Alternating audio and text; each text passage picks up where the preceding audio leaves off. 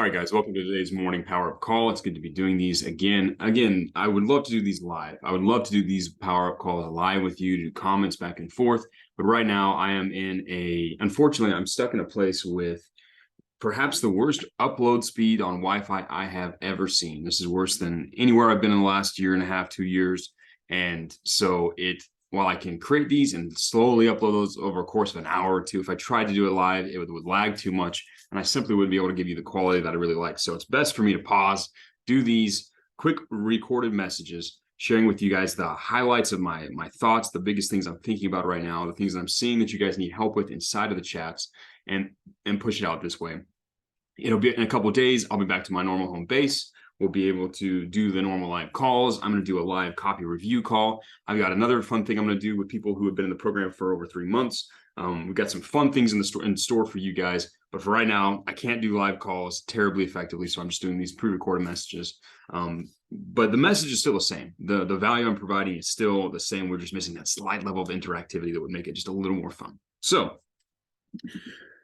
with that being said, let's dive into today's topic. Now, a lot of you guys are asking me questions about what happens after you land a client, right? So, okay, you do your prospecting, you're going through your normal daily routine, you're prospecting, you're sending out your newest test for your email body, you're measuring the results, you're taking some time to practice and develop your skills every day. You're going through that time and time again. Eventually you land a client, you get on a sales call, and you finally have a good sales call with a good client, and you discover a need or a problem they have, and you say, hey, look, let's put together a small project, let's fix it, let's do it. And you set up a discovery project. They say yes, they send you the money.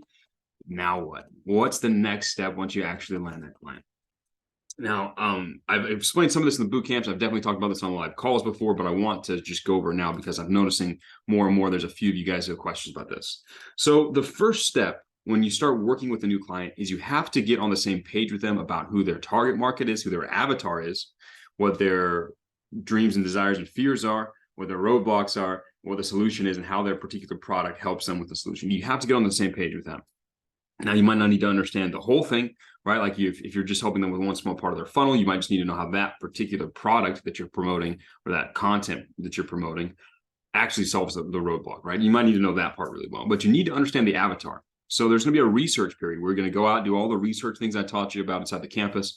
You're going to learn about the avatar. You're going to talk with the client, probably go back and forth with them. That's definitely something you can cover on that first call. You might need a whole new another call with the client to go over their ideal market, their ideal customer. If possible, you want to get testimonials from them. You want to get the client to send you as many testimonials and case studies from their previous best clients that you can use to mine for language so you can do the research. So you're going to do the research first. And then you're going to come up with a first draft, right? So whatever copy you're writing, let's say you're writing an email sequence or Facebook ads or whatever it is, right? You're going to come up with a first draft. So you're going to sit down on Google Docs and you're going to draft out a couple ideas and you're going to pick your favorite ones and you're going to say, this is my first draft for this email sequence. Now you're going to send that first draft back to your client via Google Docs. You don't upload it to their site yet. You don't do any of that because you've moved from the research phase, from the first draft phase to the revision phase, right? This is the part where you want to get on the same page with your client, right? This is where you want to go back and forth with them to refine your message, to match their tone, to match their voice, and to accurately represent their products and service, right? This is the first project you're working with them. This is a discovery project. A huge part of that is taking this project to get on the same page. It's extremely important that you manage expectations with this. Like when you set up your call, when you set up that discovery project, you should let them know that there's going to be a first draft, there's going to be a revision, there's going to be going back and forth to make sure you're on the same page before you launch the product live. Because imagine you do it the other way, right? Imagine you just get a client and you don't do any research. You just sit down and hammer out your best stuff, right? You send it over and they try and run it and they're going to look at it and judge and say, look, he doesn't even understand my brand.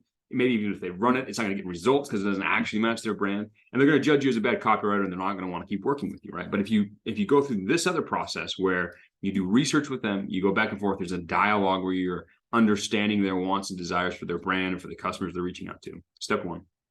Step two, you go through a revision process where you send a Google Doc over, they add comments, you go comment stuff back, you change, you tweak, you do, and then until you get on the same page, right?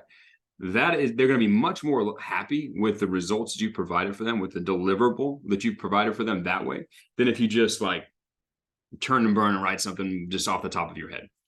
It's extremely important that you go through this process. Once you've landed on the final product, right? Once you've gone back and forth with your revisions, then the client will then send it to their team. That's assuming it's like let's say it's an email marketing sequence or it's a web page redesign. They'll send it to their team, and their team will be the ones who upload it to the site or upload it to the email marketing software, get it sent out or whatever.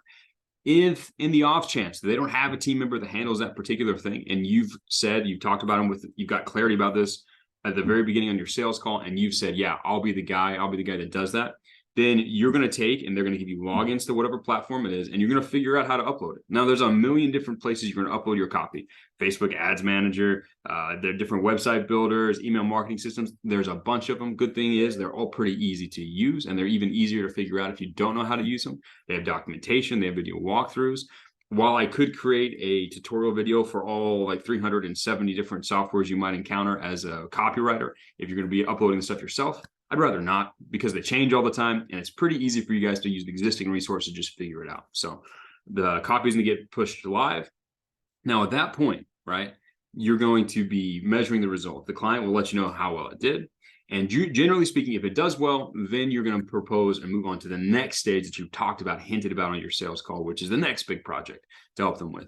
And you're going to keep going through this process until, you're going to continue to earn money from this client, and you're going to continue to earn their trust. And eventually, if you like the client and they like you like working with them, you might negotiate a type of business partnership deal where you get high commissions for the products you sell for him, and or actual ownership in the business. It depends entirely on how well you do and how much trust you build up with that client. It's definitely not something you ask for immediately after a discovery project. That's something that comes after maybe months and months of working with them. So that's roughly what happens after you land a client, right? That's roughly what happens as far as the work process and how to approach working with them. Now, I'm going to be putting together a more in-depth training on this concept. I'm going to be adding it to the end of the boot camp. I'm going to be making sure you guys have access to it to set up your legions. But I wanted to give you this sneak peek. This is going to help you very much if you're starting the outreach process, because now you're going to have an understanding what you're shooting for, where the target is going to be. Excuse me.